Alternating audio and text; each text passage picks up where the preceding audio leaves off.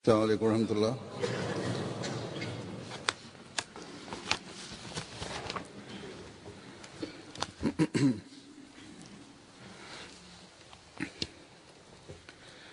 أشهد أن لا إله إلا الله وحده لا شريك له وأشهد أن محمدا عبده ورسوله أما بعد فأعوذ بالله من الشيطان الرجيم بسم الله الرحمن الرحيم الحمد لله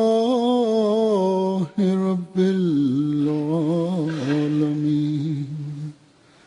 الرحمن الرحيم مالك يوم الدين إياك نعبد وإياك نستعين اهدنا الصراط المستقيم صراط الذين أنعمت عليهم غير المغضوب عليهم ولا الضالين.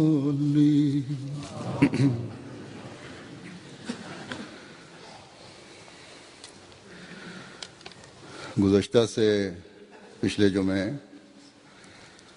मैंने बताया था कि Au cours de mon avant-dernier sermon, qui est tombé le 12 Rabiul Awwal, j'avais dit qu'au Pakistan, on est en train de célébrer l'anniversaire de la naissance du saint prophète Mohammed paix soit lui.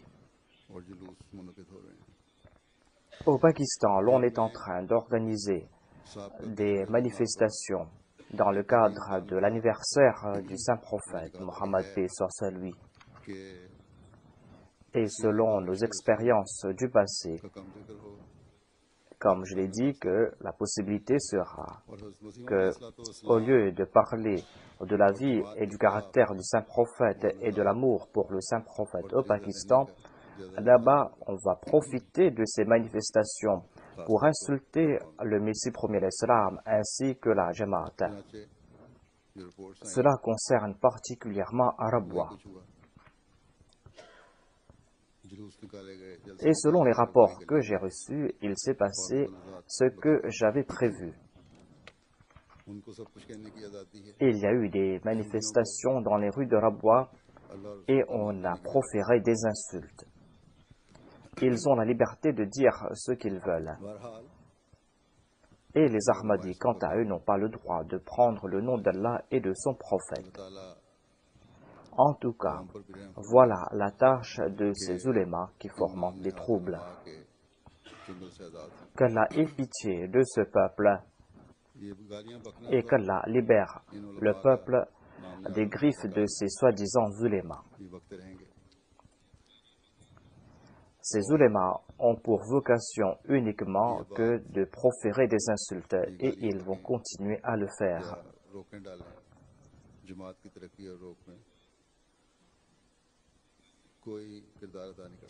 Le fait qu'ils profèrent des insultes, le fait qu'ils essayent de placer des obstacles, ne vont point arrêter le progrès de la Jamaat.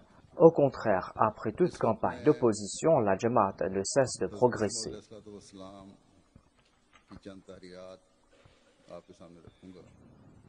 Pour le sermon d'aujourd'hui, je vais présenter quelques dires du Messie premier l'Islam. Les dires du Messie premier l'Islam, dans lesquels il a évoqué la gloire et la grandeur du saint prophète Mohammed paix soit lui, dans lequel il a évoqué l'amour que lui, le Messie, avait pour son maître, le saint prophète Mohammed Mustafa sallallahu alayhi wa sallam, ainsi que le sens de l'honneur qu'il avait pour lui. D'une part, il y a ces adversaires de la communauté qui sont en train de proférer des insultes. Et d'autre part, il y a le Messie premier alayhi salam, lui qui a décrit la grandeur et la gloire du saint prophète Muhammad Mustafa sallallahu alayhi wa sallam, en évoquant la supériorité du saint prophète Muhammad Mustafa sallallahu alayhi wa sallam sur tous les prophètes. Le Messie premier alayhi salam déclare: il est un fait que le plus éminent des prophètes est celui qui est le plus grand réformateur du monde, c'est-à-dire celui qui, de ses mains, a éradiqué la grande corruption de ce monde et qui a rétabli sur terre l'unicité de Dieu, une unicité qui était perdue et qui avait disparu. Il a vaincu toutes les fausses religions avec preuve et raisonnement et a dissipé les doutes de l'égaré et les suspicions de l'athée. Et c'est lui qui a fourni les moyens pour atteindre le salut.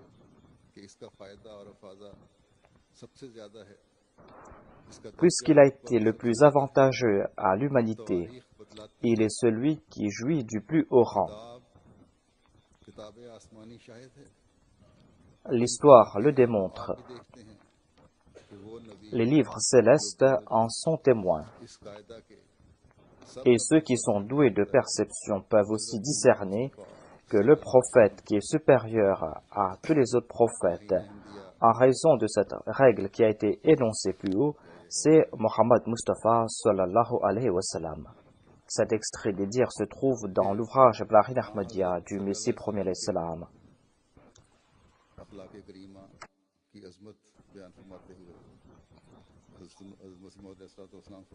En évoquant les qualités sublimes du saint prophète Muhammad Mustafa sallallahu alayhi wa sallam, le Messie premier alayhi salam a déclaré: dans son humilité et dans sa gentillesse, Hadrat Moussa, le prophète Moïse, a dépassé tous les prophètes d'Israël.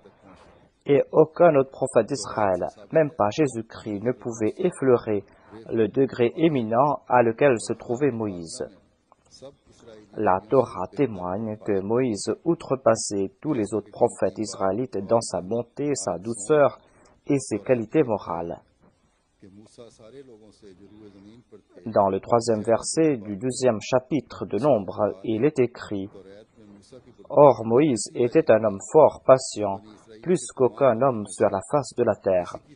Dieu a vanté la douceur et la patience de Moïse comme il ne l'a jamais fait pour aucun autre prophète d'Israël.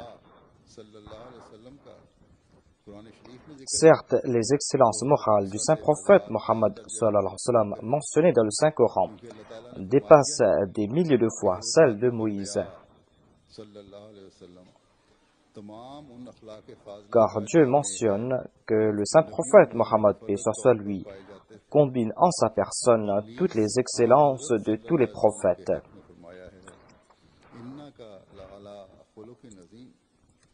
À cet effet, Dieu déclare à propos du saint prophète Mohammed, paix soit lui, Innaka la'ala khuluqin azim, et tu possèdes assurément de hautes qualités morales. En langue arabe, quand un objet s'accompagne de l'épithète azim, cela signifie le meilleur de sa catégorie. Par exemple, quand un arbre est appelé azim, cela veut dire qu'il est le plus grand en hauteur, plus large en taille et en volume que tout autre arbre. Ce verset signifie que le saint prophète Mohammed sallallahu alayhi wa sallam possédait toutes les qualités morales et tous les excellents traits de caractère qu'un humain pouvait posséder.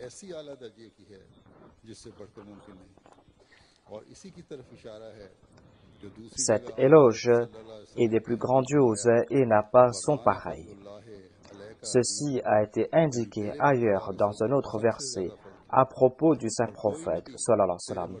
Il est dit wa kana fadlullahi alayka azima, c'est-à-dire que Dieu t'a accordé sa grâce dans une grande mesure et aucun autre prophète n'est égal à toi en rang. Cet éloge est mentionné aussi dans la Bible, dans le verset 7 de Psaume 45. Il est dit: c'est pourquoi ton Dieu t'a oint d'une huile de joie par privilège sur tes collègues. Cet extrait se trouve aussi dans l'ouvrage Brahim Ahmadiyya. उसका जिक्र करते हुए सैयदना हज़रत मसीह मौऊद अलैहिस्सलाम फरमाते हैं वो आला दर्जे En évoquant la lumière qu'a reçue le saint prophète Mohammed Mustafa sallallahu alayhi wa sallam, le Messie premier alayhi salam déclare: नजूम में नहीं cette lumière des plus sublimes qui est l'apanage de l'homme parfait, cette lumière n'a pas été donnée ni aux anges, ni aux étoiles, ni à la lune, ni au soleil. Cette lumière ne se trouve pas dans les océans qui recouvrent la terre ou dans les fleuves qui la sillonnent. Rubis, saphir, émeraude, diamant et perles en sont dépourvus. En un mot, elle ne se trouve dans aucun objet céleste ou terrestre. Elle se manifeste uniquement en l'homme, c'est-à-dire en l'homme parfait, dont l'expression la plus exaltée est notre maître, le chef des prophètes. Le chef des prophètes, le chef de la création, Mohammed Mustafa sallallahu alayhi wa sallam. Cette lumière a été octroyée à cet homme et proportionnellement à leur aptitude à tous ceux qui ont les mêmes affinités que lui.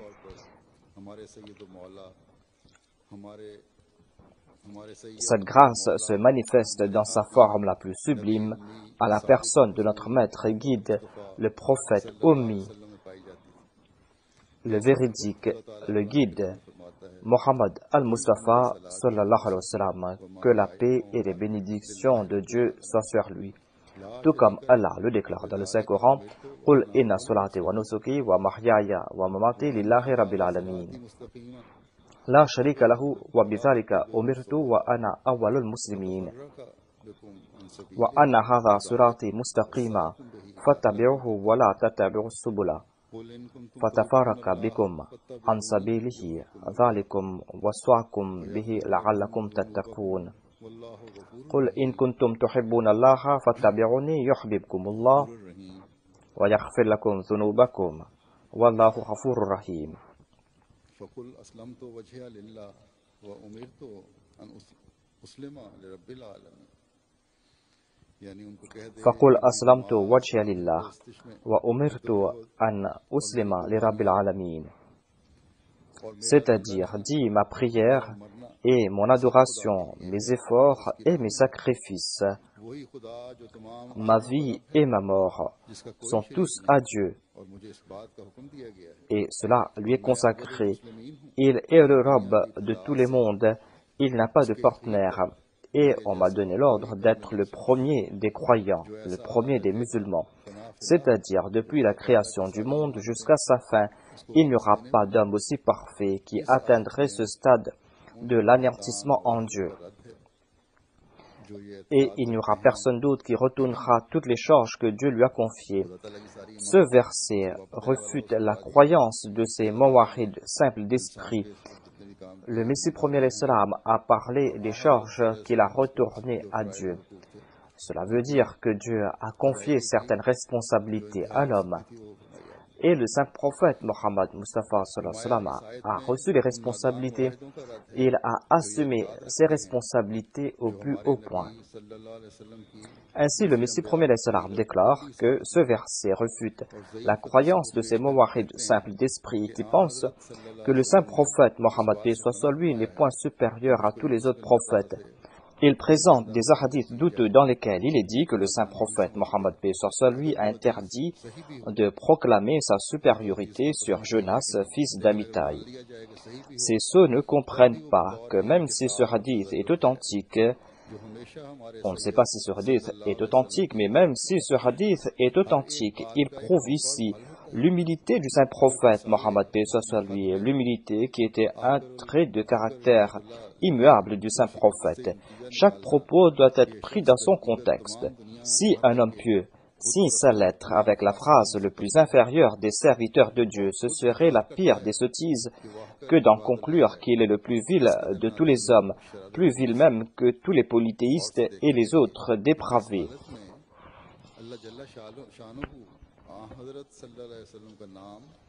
Que l'on se souvienne que Dieu a conféré au saint prophète Mohammed paix soit sur lui le titre de premier musulman, Awwalul Muslimin, et il lui a conféré le titre aussi de chef de tous les fidèles.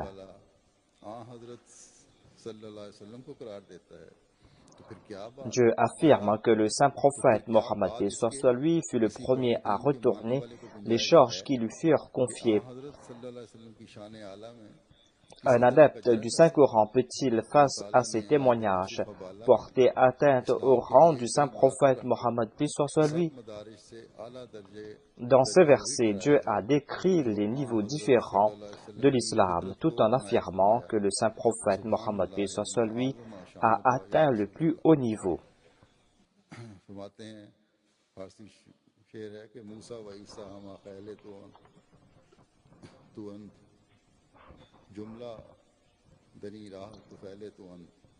Et le Messie premier l'Islam a cité des vers en langue persane.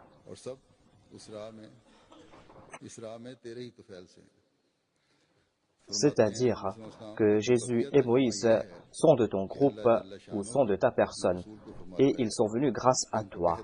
Ensuite, le Messie premier l'Islam présente la traduction des autres versets. Il déclare qu'Allah, dans ces versets, déclare et dit « Ceci est mon chemin, c'est le droit chemin. Suivez-le donc, et ne suivez pas d'autres voies, afin qu'elles ne vous égarent pas de la voie d'Allah. » Dis, si vous aimez Allah, alors suivez-moi. Allah vous aimera. C'est-à-dire, suivez ma voie. Suivez la voie de l'islam. Et c'est là que Dieu va vous aimer. Et Dieu va vous pardonner vos péchés. Dis-leur que je me suis soumis à la volonté d'Allah. Voilà la voie qu'on m'a demandé de suivre. Et il m'a été dit que je dois me consacrer entièrement à Dieu. Tout comme Dieu est le Rabbul Alamin, moi je dois être le Rabbul Alamin. Et je dois me consacrer entièrement à lui. Ainsi donc, je me suis soumis entièrement à Dieu. Et je ne possède rien, tout ce que je possède lui appartient. Voilà donc le statut du saint prophète Mohammed, paix soit sur lui. Voilà l'exemple qu'il a laissé pour nous. Et regardez l'exemple de nos adversaires. Le saint prophète est venu avec miséricorde, mais ces personnes sont en train de nuire à ceux qui récitent la kalima. Cet extrait des écrits du Messie premier l'Islam se trouve dans son ouvrage Aina Kamalat Islam. En évoquant la grandeur du saint prophète Mohammed Mustafa sallallahu alayhi wa sallam, ainsi que la naboua du saint prophète, le Messie premier l'Islam déclare « Le Dieu de Moïse, de Jésus et de Mohammed sallallahu alayhi wa sallam est le même. Ce n'est pas trois dieux, mais c'est le même Dieu dont la gloire s'est manifestée de trois manières différentes. L'aptitude de Moïse était limitée aux enfants d'Israël et à Pharaon, et la gloire de Dieu s'est manifestée à Moïse à ce point. Si Moïse était concerné par cette période ainsi que par les hommes des temps à venir, les préceptes de la Torah ne seraient pas aussi limités et imparfaits. Jésus-Christ, quant à lui, était concerné par les quelques groupes de Juifs qui étaient face à lui. Sa sympathie ne concernait pas les autres peuples ou les temps à venir. D'où la raison pour laquelle le pouvoir de Dieu s'est manifesté dans sa religion selon ses aptitudes à lui. Et il a scellé la porte des révélations à venir. Il en fut ainsi, car les évangiles avaient fermé la porte à la révélation.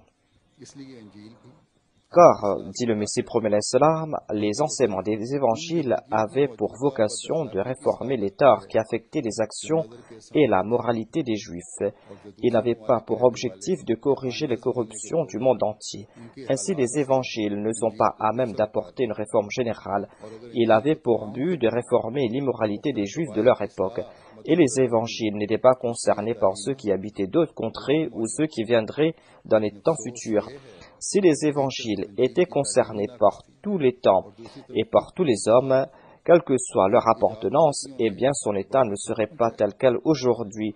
D'une part, les enseignements des évangiles font défaut et d'autre part, la naissance d'erreurs ont causé grand tort, faisant ainsi d'un simple homme un Dieu. L'ineptie qu'est la rédemption est une doctrine qui a fermé la porte à toute action réformatrice. Les chrétiens sont donc frappés de deux malheurs. Tout d'abord, depuis une longue période, ils n'ont pas reçu l'aide divine par l'entremise de révélation, car ils ont scellé la porte de la révélation. D'autre part, ils ne peuvent pas progresser, car en raison de la rédemption, tout effort est maintenant interdit. La vision de l'homme parfait à qui le Coran a été révélé n'était pas limitée. Il n'y avait aucune lacune dans sa tristesse et dans sa sympathie qu'il éprouvait pour le monde entier. Il éprouvait une sympathie sincère qui dépassait le temps et l'espace. C'est pour cette raison que la gloire divine s'est manifestée en lui à part entière. Et il a reçu le titre de sceau des prophètes de la part de Dieu. Il n'est pas le sceau, dans le sens que personne ne va profiter de ses faveurs spirituelles à l'avenir, mais dans le sens qu'il est le porteur de ce sceau, et sans son estampille, personne ne pourra recevoir quelque faveur. Et jusqu'au jour de la résurrection, la porte de la révélation divine ne sera pas fermée pour sa Ummah. Et aucun prophète ne pourra venir sans porter son estampille. C'est grâce à son empreinte que l'on peut être un prophète, à condition d'être de sa Ummah. La sympathie qu'il éprouvait et ses aptitudes n'ont pas laissé sa Ummah dans cet état déplorable. Il n'a pas voulu que la porte de la révélation, qui est la racine même de la connaissance divine, soit fermée pour eux. Afin de préserver sa gloire du sceau des prophètes, il a voulu que ceux qui profitent de cette faveur de la révélation, qu'ils le reçoivent par son entremise. Et quant à celui qui n'est pas de son Ummah, eh bien la porte de la révélation est fermée pour lui. C'est pour cette raison que Dieu lui a conféré le titre de sceau des prophètes. C'est pour cette raison que jusqu'au jour dernier, il a été décrété que celui qui ne prouve pas qu'il est un ummati, celui qui ne prouve pas qu'il le suit sincèrement, et celui qui ne le suit pas à la lettre, cette personne ne recevra pas de révélation, même jusqu'à la fin du monde. Il ne sera pas un véritable mulhim, car la nubuwa permanent est arrivée à sa fin avec le saint prophète Mohammed paix soit lui. Mais la nubuwa zilli, dont le sens est d'être récipiendaire de révélation par l'entremise des faveurs du saint prophète, eh bien cette nubuwa-là durera jusqu'à la fin des temps, afin que la porte de la perfection de l'homme ne soit point fermée, et afin que ce signe perdure, signe qui prouve que la puissance du saint prophète Mohammed paix soit lui a voulu que la porte des révélations divines soit toujours ouverte, et afin que la connaissance du divin, qui est la porte du salut, ne soit point perdue. Il n'y a aucun hadith authentique qui nous informe qu'il n'y aura pas de prophète ummati après le saint prophète Mohammed paix soit lui. Cet extrait se trouve dans l'ouvrage Haqiqatul Wahi du Messie premier alayhi salam. En évoquant les prières faites par le saint prophète pour ses compagnons et le fait que ses compagnons progressaient, le Messie premier alayhi salam déclare: il y avait dans les cœurs des compagnons du saint prophète Mohammed paix soit lui cette ardeur et cette ferveur pour Dieu. Et le pouvoir sanctifiant du saint prophète Mohammed paix soit lui a fait naître en eux ces qualités. C'est pour cette raison qu'ils se sont sacrifiés pour la cause de Dieu, tels des animaux voués à l'immolation. Peut-on voir pareil signe dans les peuples d'antan, des disciples qui ont fait preuve d'une telle sincérité? Il a cité l'exemple de Moïse et a dit qu'on ne trouve pas pareil exemple parmi les disciples de Moïse. Il a décrit l'état des disciples de Jésus-Christ. Tous ces disciples l'ont abandonné lorsqu'ils ont fait face à des difficultés, personne n'a fait preuve de persévérance. Ils étaient tous des couards. Par contre, les compagnons du saint prophète Mohammed paix soit lui ont fait preuve d'une grande persévérance sous l'ombre des épées. Et ils étaient prêts à mourir. Et en lisant leur biographie, on ne peut que pleurer. Qu'est-ce qui a fait naître en eux ce grand amour? Quelle est la main qui a apporté en eux ce grand changement?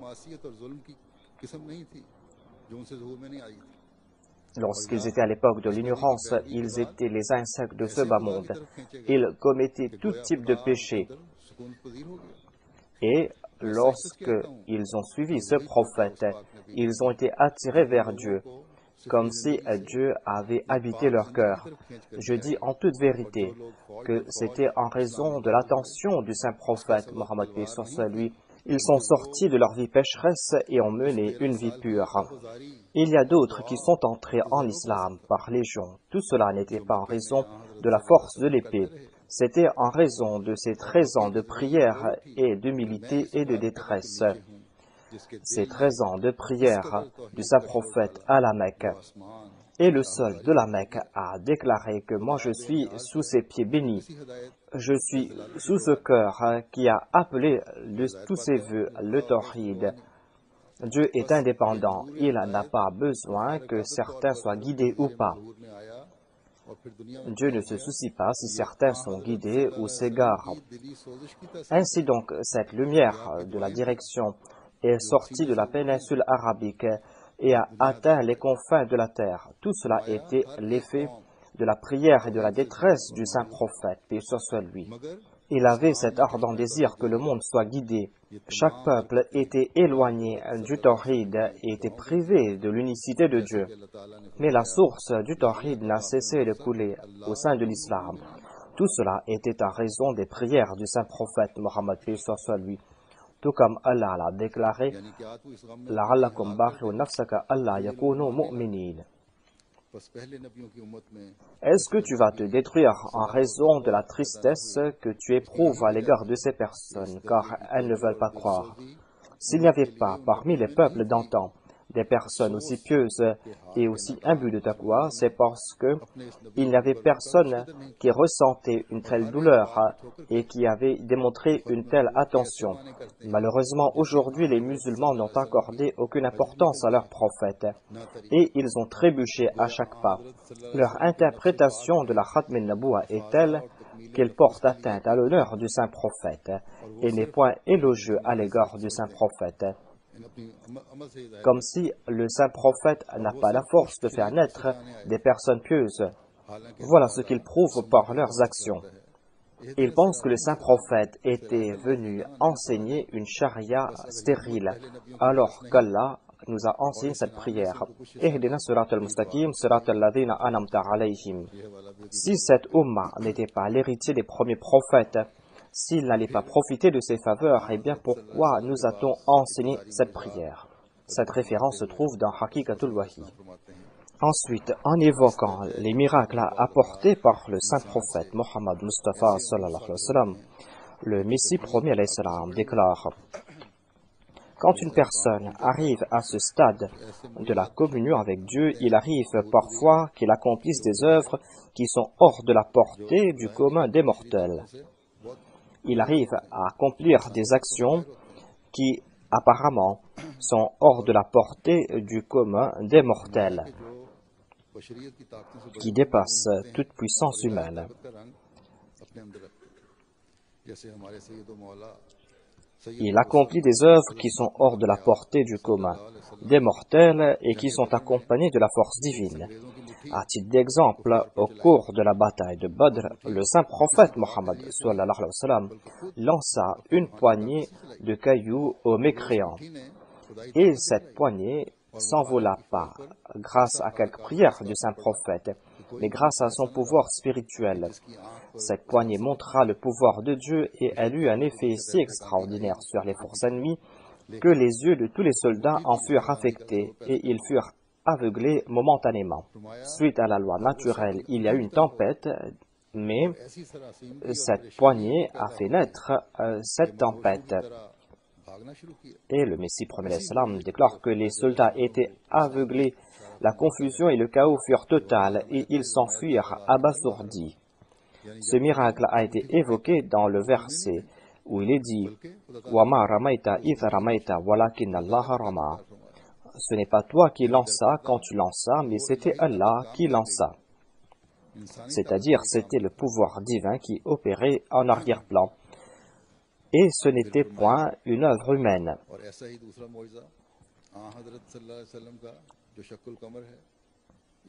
De même, un autre miracle accompli par le saint prophète Mohammed paix soit sur lui était la scission de la lune. Ce fut un résultat du pouvoir divin. Il n'y avait pas de prière ici. C'était tout simplement un geste de la main. Et il y a bien d'autres miracles qui eurent lieu, qui furent le résultat de son pouvoir personnel et qui n'étaient pas accompagnés de prière. À plusieurs reprises, en plaçant ses doigts dans un pot d'eau, il l'a multiplié afin qu'elle suffise à désaltérer toute une armée, y compris les chameaux, les chevaux, et cela sans que la quantité d'eau initiale n'en fût affectée. Le saint prophète a montré ce miracle, et des fois, il bénissait une infime quantité de pain et il a rassasié des milliers de personnes. Des fois, il bénissait une infime quantité de lait de ses lèvres et il en offrit le reste à toute une foule qui en ont bu à leur satiété. En d'autres occasions, en plaçant un peu de salive dans un puits d'eau saumâtre, il a rendu l'eau potable.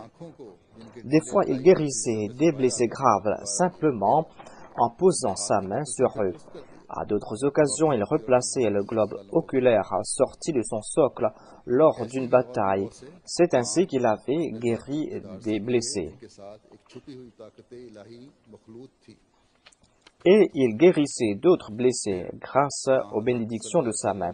Il accomplissait d'autres œuvres grâce à sa puissance personnelle, derrière laquelle opérait le pouvoir divin. Le Messie premier l'Islam a évoqué la vie éternelle au ciel du saint prophète Mohammed paix soit sur lui. On dit que Jésus-Christ est vivant au ciel, mais le Messie premier l'Islam déclare que c'est le saint prophète qui est vivant au ciel. Il dit à ce sujet: tous les livres célestes témoignent que les prophètes et les saints acquièrent une nouvelle vie après leur mort. C'est-à-dire, on leur accorde une vie qui n'est accordée à personne d'autre. Ceci a été indiqué dans ce hadith où il est dit que le saint prophète Mohammed sallallahu alayhi wa sallam a déclaré: Dieu ne me laissera pas tel un cadavre dans la tombe, et il m'accordera la vie et m'exaltera vers lui. Le Messie premier salam déclare que la traduction de ce hadith est que je jouis d'un très grand honneur auprès de Dieu et il m'accordera la vie et m'exaltera vers lui avant la période de 40 jours. Le saint prophète Mohammed soit lui nous a fait comprendre que moi, en tant que prophète, je jouis d'un très grand honneur auprès de Dieu.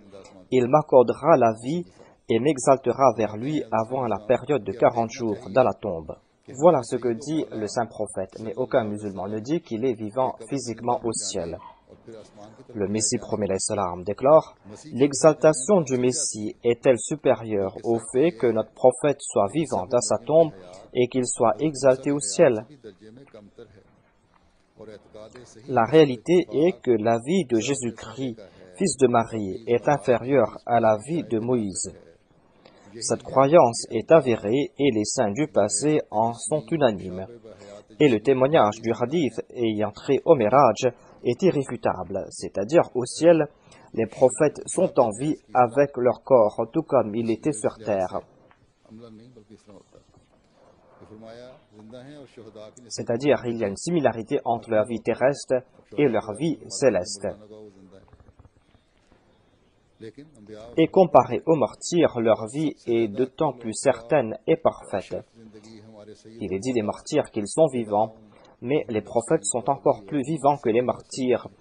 Et la vie la plus parfaite et la plus noble est celle accordée à notre maître, le saint prophète Mohammed paix soit lui, que moi et mes parents soient sacrifiés pour lui. Jésus-Christ, fils de Marie, se trouvait au deuxième ciel avec son cousin et son disciple Hadrat Yahya. Mais notre maître se trouvait au plus haut ciel. Il n'y a pas de stade plus élevé que celui-ci. Ceci a été décrit dans le Saint-Coran en ces termes: Inda Sidratul Muntaha fi Rafiq A'la. Et les salutations de la Oumma sont transmises au saint prophète Mohammed sallallahu alayhi wa sallam. अक्सरा मिम्मा सल्लैता अला अहदिन मिन अंबियाइका व बारिक वसल्लम।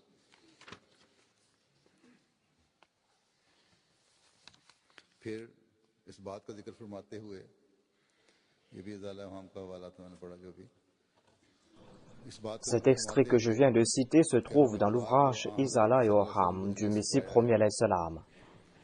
Ensuite, en évoquant le fait que nous avons pu trouver Dieu par l'entremise du saint prophète Mohammed Mustafa sallallahu alayhi wa sallam, le Messie premier alayhi salam déclare: notre âme et chaque fibre de notre être se prosternent devant le Dieu tout-puissant et parfait. Dieu tout parfait qui de ses mains crée chaque âme et chaque particule de la création, incluant toutes ses facultés. L'univers ne peut exister sans son soutien. Sa science embrasse tout, rien n'échappe à son contrôle.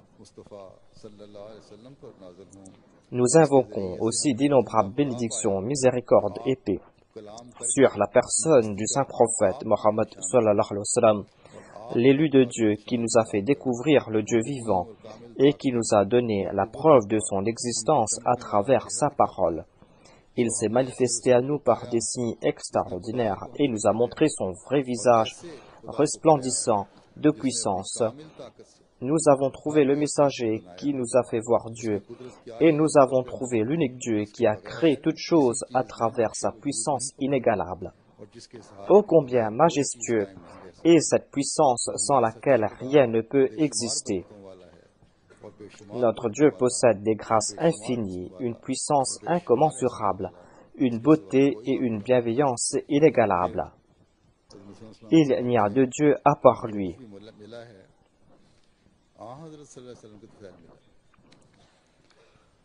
Ensuite, le Messie premier alayhi salam a déclaré que tout ce qu'il a reçu, il a reçu par l'entremise du saint prophète Mohammed Mustafa sallallahu alayhi wa sallam. Le Messie premier alayhi salam dit que vous croyez que j'ai abaissé le saint prophète, mais moi tout ce que j'ai reçu, je l'ai reçu par son entremise. Dans son ouvrage Minanur Rahman, le Messie premier alayhi salam déclare: tous mes succès viennent de la part de mon Seigneur.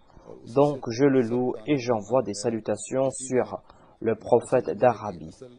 Toutes les bénédictions sont descendues par son truchement et il est tout. Et c'est lui qui a mis à ma disposition la racine et la branche.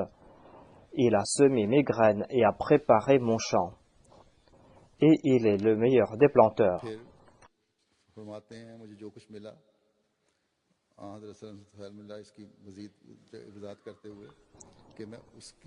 Ensuite, le Messie premier alayhi salam déclare que tout ce que j'ai reçu, je l'ai reçu par le saint prophète. Il dit: je jure par Dieu, celui qui s'est adressé à Abraham et celui qui s'est adressé à Isaac, à Ismaël, à Jacob, à Joseph, à Moïse et à Jésus, fils de Marie. Et après eux, il a parlé avec clarté inégalée à notre saint prophète Mohammed, paix soit sur lui, en lui accordant la révélation la plus pure. De même, il m'a conféré l'honneur de s'adresser à moi. Mais cet honneur, il me l'a décerné uniquement en raison de ma complète soumission au saint prophète Mohammed sallallahu alayhi wa sallam.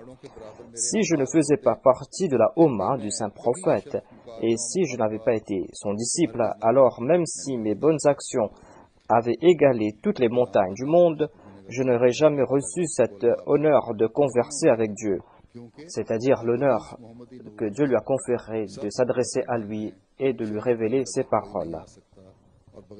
Le Messie premier alayhi salam déclare: car toutes les nabois sont arrivées à leur fin, sauf celle du saint prophète. Il n'y aura pas de prophète porteur de loi après lui.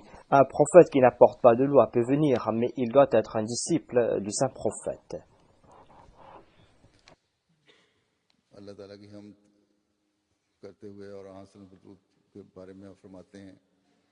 En faisant les éloges de Dieu et en envoyant des salutations sur le saint prophète Mohammed, paix soit sur lui, le Messie premier alayhi salam déclare: ô mon Seigneur, je te remercie des milliers de fois, toi qui nous as montré la voie pour te reconnaître, toi qui as révélé pour cela tes saints livres et tu nous as libérés des erreurs de la pensée et de l'intelligence.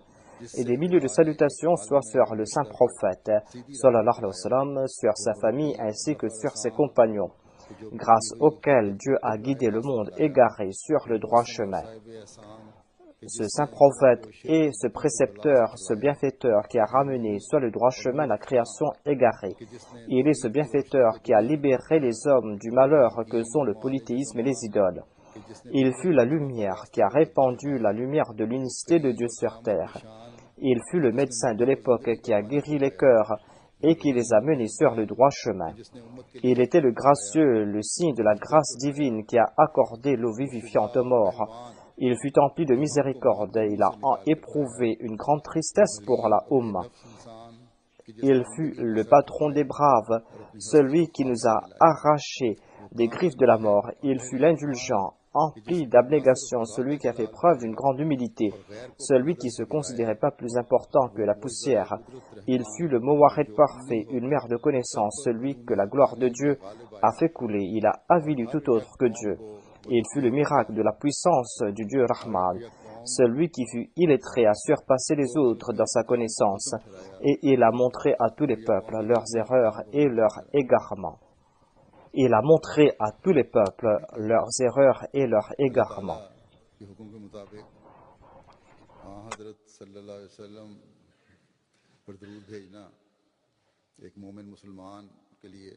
Et selon l'ordre de Dieu, il faut envoyer des salutations sur le saint prophète Mohammed, paix soit lui. C'est une tâche qui incombe à tout musulman croyant. Et sans cela, on ne pourra pas atteindre le niveau requis dans l'amour que l'on doit éprouver pour le saint prophète Mohammed, paix soit lui. L'amour que le croyant doit éprouver pour le saint prophète, sallallahu alayhi wa sallam. Et aucune prière ne pourra être exaucée sans salutation sur le saint prophète Mohammed, paix soit lui. Mais que l'on se souvienne aussi que le but d'envoyer des salutations sur le saint prophète Mohammed, paix soit lui, est de prouver notre amour pour le saint prophète Mohammed, sallallahu alayhi wa sallam. Et cet amour doit avoir prééminence sur toute chose. Évoquant le but du Daroud, le Messie promis alayhi salam déclare, et il continue une explication qu'il avait donnée ultérieurement, et il déclare, je cite, « Tout comme je l'ai expliqué verbalement, il faut réciter le Daroud afin que Dieu envoie ses bénédictions parfaites sur le saint prophète Mohammed sallallahu alayhi wa sallam, et afin qu'il fasse de lui la source de toutes les bénédictions en ce monde, et afin qu'il démontre sa sainteté et sa gloire ici-bas et dans l'au-delà. » L'on doit réciter cette prière avec la même ardeur que l'on prie lorsqu'on est frappé d'un malheur. On doit réciter cette prière avec ferveur, avec une grande détresse, comme si l'on est frappé soi-même d'un malheur lorsqu'on prie. Au contraire, dit-il, on doit faire preuve d'une plus grande humilité et d'une plus grande détresse sans désirer quelque récompense ou quelque honneur pour soi-même. On ne doit désirer pour soi aucune récompense ou aucun honneur. L'on doit désirer sincèrement que le saint prophète soit récipiendaire de ses bénédictions parfaites. On doit désirer que sa gloire se manifeste en ce monde et dans l'autre. Voilà le but à suivre. Et matin et soir, l'on doit s'y consacrer afin que ce but soit le seul désir de son cœur. Voilà donc l'amour pour le saint prophète Mohammed, paix soit lui. Dans une de ses lettres qu'il avait adressées à Abbas Ali Shah, qui s'était détourné de la communauté par la suite, le Messie promis alayhi salam déclare, il dit, soyez très concentrés en récitant le Daroud. Vous devez désirer des bénédictions pour le saint prophète avec la même sincérité, avec le même engouement que vous éprouvez pour votre bien-aimé. Désirez-le avec grande humilité. Ces supplications et cette humilité ne doivent point être ternies par quelque affectation. Au contraire, l'on doit éprouver un amour et une amitié sincères pour le saint prophète. De tout son cœur et de toute son âme, l'on doit désirer pour le saint prophète ces bénédictions qui sont inhérentes dans le daroud. Et le signe de l'amour sincère est que l'on ne doit pas s'enlacer, que l'on doit être exempt de tout motif égoïste. L'on doit uniquement désirer que Dieu envoie ses bénédictions sur le saint prophète Mohammed sallallahu alayhi wa sallam. Dans une réunion, le Messie premier l'Islam a déclaré: j'ai observé qu'en invoquant des bénédictions sur le saint prophète Mohammed paix soit lui, la grâce divine sous forme d'une lumière merveilleuse avance en sa direction, pénètre son cœur, puis en jaillit sous forme d'une multitude de rivières qui atteint toute personne qui en mérite selon ses aptitudes. Certainement, aucune grâce ne peut atteindre quiconque sans l'entremise du saint prophète, paix soit lui. L'invocation des bénédictions sur le saint prophète fait remuer le trône du Tout-Puissant, à partir duquel des rivières de lumière prennent naissance. Celui qui désire obtenir la grâce du Dieu Tout-Puissant doit implorer intensément les bénédictions divines sur le saint prophète, afin qu'il puisse s'attirer ses grâces. Dans une autre de ses lettres, le Messie promis alayhi salam a évoqué le nombre de fois que l'on doit réciter le daroud. C'est-à-dire combien de fois on doit réciter le daroud. Des fois, il a cité le nombre, mais ici, il déclare que le meilleur daroud est celui qui est sorti de la bouche du saint prophète. Et cette prière se lit ainsi. Le meilleur daroud est celui qui est sorti de la bouche du saint prophète, Mohammed paix soit lui. Et cette prière est Allahumma salli ala Muhammadin wa ala ali Muhammadin kama sallaita ala Ibrahima wa ala ali Ibrahima innaka hamidum majid. Allahumma barik ala Muhammadin wa ala ali Muhammadin kama barakta ala Ibrahima wa ala ali Ibrahima innaka hamidum majid. Il dit, voilà le daroud le plus béni d'entre tous. Voilà la prière que moi-même je répète. Il n'y a pas de limite quant au nombre de fois que l'on doit le réciter. On doit le réciter étant imbu de sincérité, d'amour, étant concentré et humble, et on doit le réciter tant que l'on ressent en soi une ardeur, un détachement de soi, étant pénétré, et tant que l'on ressent une grande ferveur. Ensuite, le Messie promet l'Islam a évoqué l'importance d'envoyer le daroud. Quelle est la sagesse derrière cela? Il déclare, certes, il est vrai que le saint prophète sallallahu alayhi wa sallam n'a point besoin de prière de la part de personne, mais il s'y trouve dans le daroud un secret éminemment subtil. Celui qui, par amour, désire la grâce et les bénédictions pour quelqu'un, en raison de sa relation personnelle, eh bien, cette personne fait partie de l'autre. Si on éprouve de l'amour pour quelqu'un, si on veut des bénédictions pour cette personne, eh bien, on fait partie de l'autre. Et puisque le saint prophète est récipiendaire d'innombrables bénédictions divines, c'est pour cette raison que ceux qui récitent le daroud et qui désirent des bénédictions en raison de leur amour sincère pour le saint prophète reçoivent d'innombrables bénédictions en raison de leur dévouement. Mais sans ferveur spirituelle et sans amour personnel, cette faveur n'est point accordée, sinon peu. Voilà donc comment réciter le daroud. À la fin, je vais citer quelques vers d'un poème composé en arabe par le Messie premier l'Islam, dans lequel il a fait les éloges du saint prophète Mohammed Mustafa sallallahu alayhi wa sallam. Il évoque le statut, la gloire et le pouvoir sanctifiant du saint prophète. Le Messie premier l'Islam y évoque son amour pour le saint prophète et le fait qu'en dépit de cet amour, son peuple l'a vilipendé. Dans tout ce que j'ai présenté, l'on ne trouve mention que l'amour du Messie premier pour le saint prophète, mais la majorité des musulmans sont hostiles envers le Messie premier l'Islam. Ainsi, il dit dans ses vers,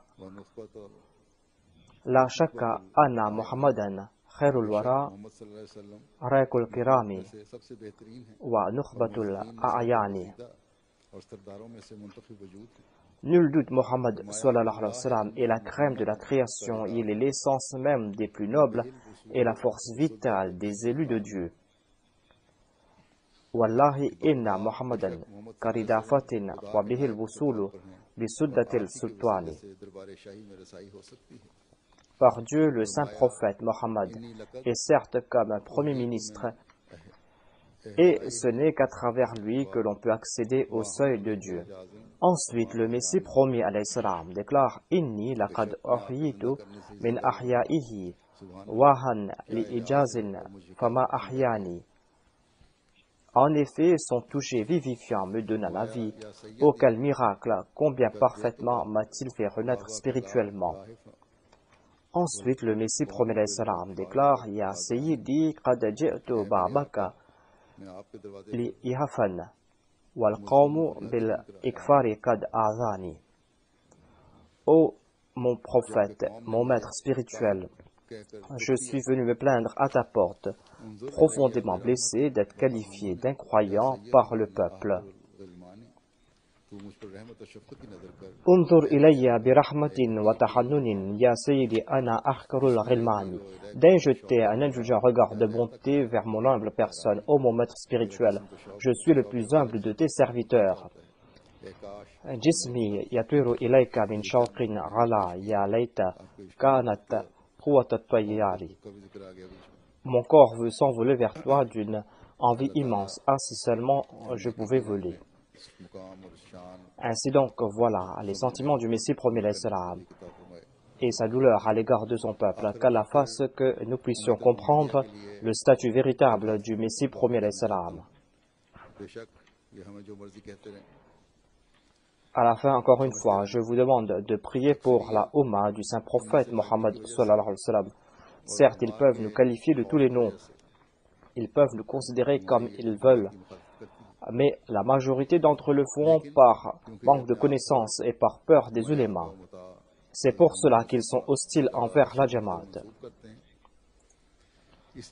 Mais puisque ces personnes se disent être les disciples de notre maître, le saint prophète Mohammed Mustafa sallallahu alayhi wa sallam, c'est pour cette raison que nous devons prier en raison de leur état déplorable, qu'Allah fasse qu'ils puissent sortir de cette situation. Nous voyons qu'aujourd'hui, la plupart des pays musulmans sont en grande difficulté. Il y a des troubles internes qui les ont poussés vers la destruction. Qu'Allah ait pitié et qu'Allah fasse qu'ils puissent sortir de cet état. Et leurs hommes politiques et leurs leaders n'ont aucune crainte de Dieu, ne font pas preuve de justice.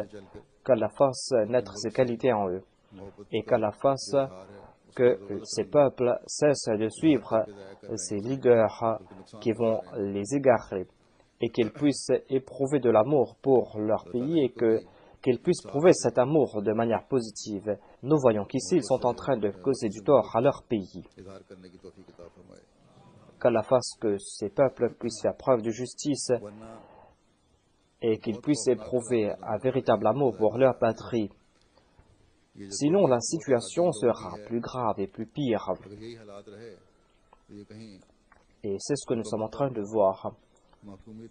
Ils ont pu acquérir un peu de liberté, mais si cela perdure, eh bien, ils vont perdre leur liberté entièrement et ils vont se réduire à l'esclavage complètement.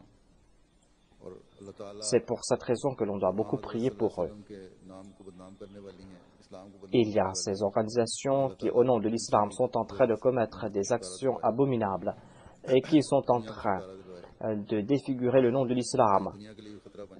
Qu'Allah puisse libérer la Ummah de ces organisations, qu'Allah libère le monde de ces organisations. Elles sont devenues maintenant un danger pour le monde entier, car ces personnes essayent de défigurer le beau visage de l'islam. Nous, quant à nous, nous sommes en train de faire des efforts pour présenter le beau visage de l'islam. Nous sommes en train de faire ces efforts de notre part, mais d'autre part, il y a leurs efforts abominables. Et les adversaires de l'islam, quant à eux, présentent leurs actions abominables. Qu'Allah nous libère de ces personnes.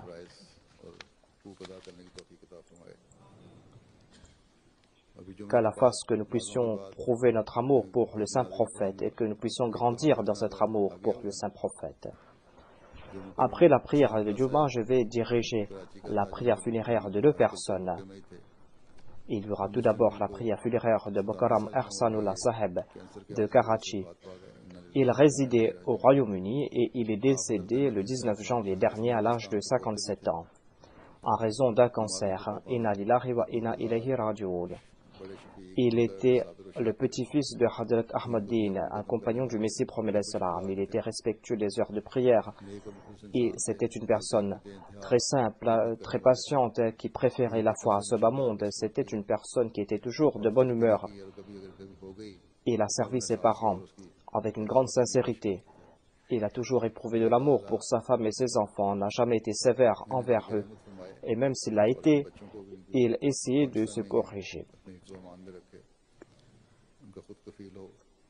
Qu'Allah lui accorde sa miséricorde. Ses enfants sont au Pakistan, qu'Allah leur accorde sa protection, qu'Allah soit leur pourvoyeur. Il était au Royaume-Uni depuis les 10 ou 12 dernières années. Il avait fait une demande d'asile ici et son cas a été accepté il y a quelques années de cela. Et il travaillait dans le département Jeddah, ici à la Jama du Royaume-Uni.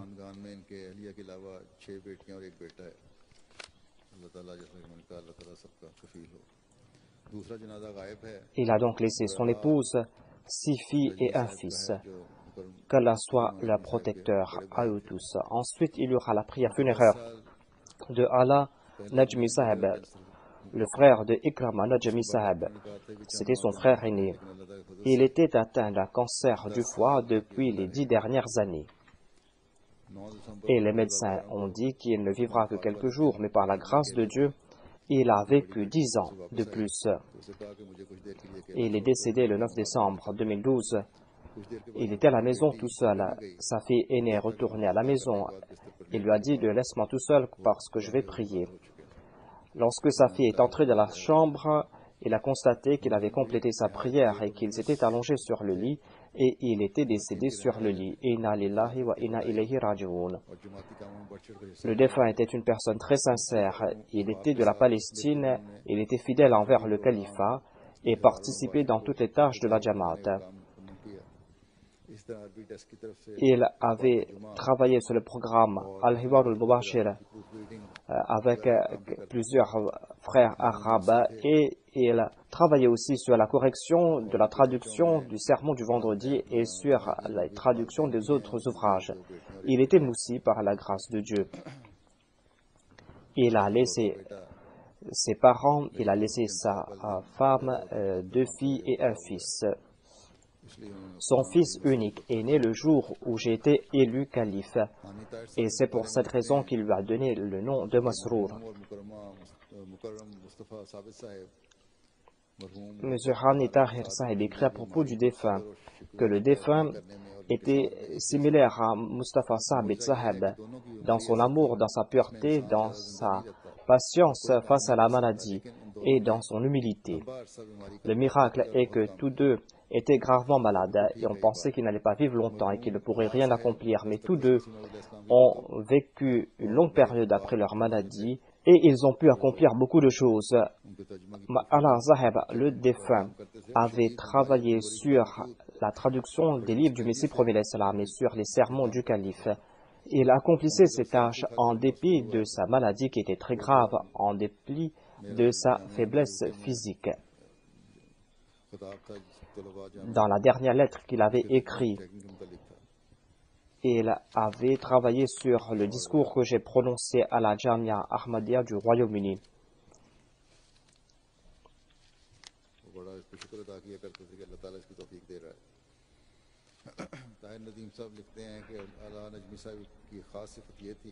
Il a remercié Dieu pour l'occasion qu'il lui a donnée.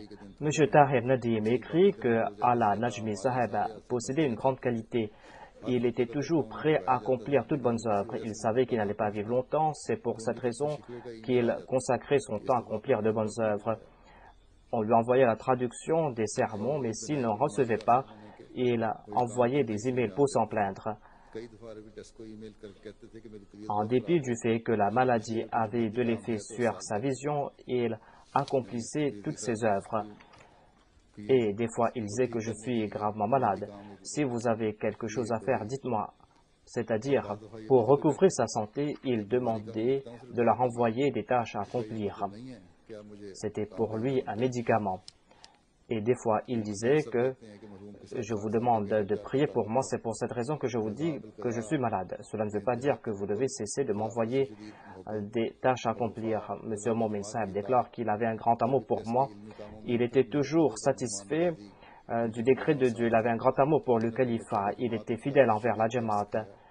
Et il était un grand soutien pour nos travaux. Il a fait de sorte que ses enfants soient fidèles envers la Jamaat. Il a essayé de leur enseigner la langue ourdou. Il a enseigné à sa fille aînée les poèmes du Messie premier, alayhi salam. Il essaie de venir pour le Jalsa. Et en dépit du fait qu'il était atteint de cancer, il dormait à même le sol, à l'instar des autres invités. Il était parmi ces soutiens du calife qui travaillait en toute humilité et silencieusement. Il l'a fait jusqu'à la fin de ses jours et de manière infatigable, qu'Allah exalte son statut. Lorsqu'on évoquait ses enfants quand il était malade, eh bien, il disait que Dieu ne va pas laisser partir à la perdition mes enfants. Qu'Allah accomplisse tous ses désirs à l'égard de ses enfants et qu'Allah soit leur protecteur. Qu'Allah accorde dans le monde arabe de tels soutiens au calife, des personnes qui vont soutenir davantage le calife. Le calife. Le calife. Le calife. Le calife. Le calife. Le calife. Alhamdulillah, nahmaduhu wa nasta'inuhu wa nastaghfiruhu wa nu'minu bihi wa natawakkalu alayhi wa na'udhu billahi min shururi anfusina ومن سيئات أعمالنا من يهده الله فلا مضل له ومن يضلل فلا هادي له ونشهد أن لا إله إلا الله ونشهد أن محمدا عبده ورسوله عباد الله رحمكم الله إن الله يأمر بالعدل والإحسان وإيتاء ذي القربى وينهى عن الفحشاء والمنكر والبغي يعظكم لعلكم تذكرون اذكروا الله يذكركم وادعوه يستجب لكم ولذكر الله أكبر